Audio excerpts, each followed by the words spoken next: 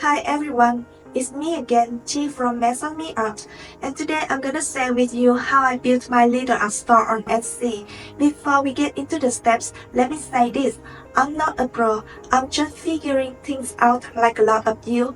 This blog isn't a masterclass, it's just me sharing my real experience. And there been mistakes, there been trial and error, but each mess taught me something, and today I wanna share these little lessons with you. Hope it helps even just a bit. Okay, let's get started. Products. If you watch my first blog, you know this already. I bent on bags. Customers can send me their own bags, or I help them pick one that suits their vibe. And then I bent their personal story onto it. But before any of that could happen, I needed to create sample pieces to show how a painted bag actually looks in real life. That's what started it all. It wasn't about making a collection, it was about helping people see the idea come to life. Next up, branding. The idea behind Maison Me was always simple. When words fail, let the art speak. That became my core value and everything else followed from that. From logo, I needed to build a little world around it. Sticker, banner, packaging, thank you card, etc. As a graphic designer after years, I know that branding should start with a unique story. Then let that story shape everything else to show the world, yes, it's me, it's Maison Me. Now, packaging. I don't run a big studio, just a small home-based store, so I couldn't print fancy boxes in bulk. But I still wanted my packaging to feel personal and practical, so that after weighing what fits my budget between tons of ads and solutions, I chose to print my logo on those bags to grab my art pieces. These are a bit pricey for me, especially for a tiny business like mine, but I think it's worth it to keep the bag shape still look professional and on brand. Also, I picked plain carton boxes, strong, simple, protective. Then I make a minimal stamp with my logo and started doing it myself. Finally, I stuck a thank you card on it.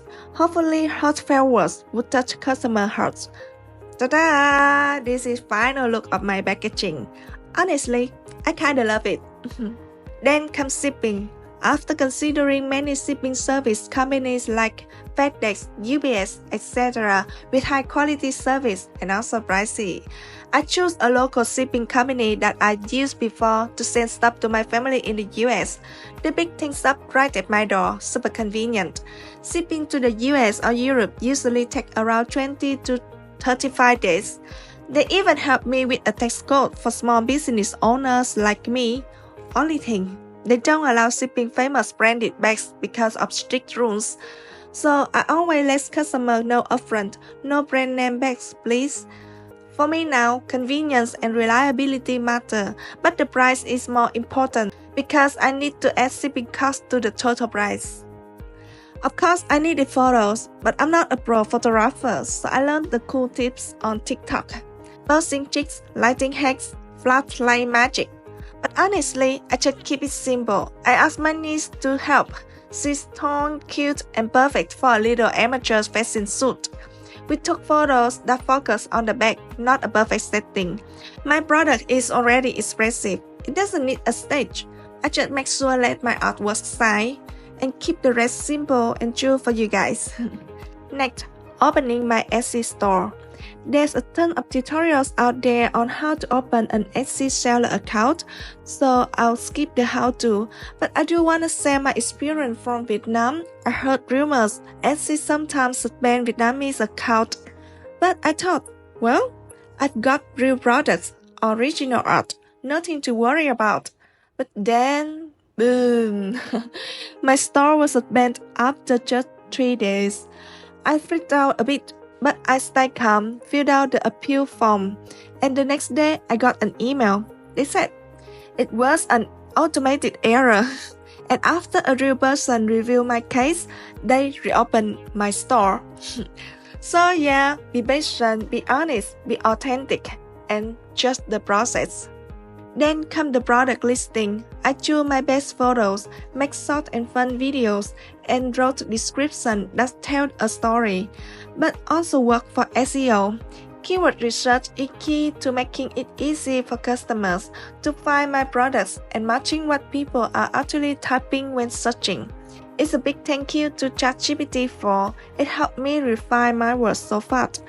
But just to be clear, I said refine, not create, because the real ideas, the feelings, the voice, that got to come from you.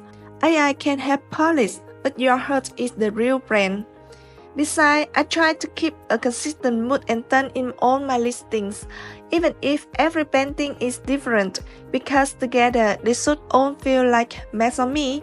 It's not just about looking good, it's about being found and what Maison Me is all about. Last but not least, ads and marketing. I know that in this century, ads are a must.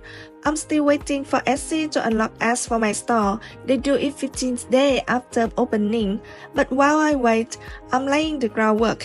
Posting on Instagram, YouTube, Facebook, TikTok, Pinterest, all the places. It's still early. I don't have many products yet, but I'm sharing behind the scenes, progress clips, a little hint of what's coming. Hopefully that builds a connection with real people who feel something when they see my work. And maybe a few will become customers too.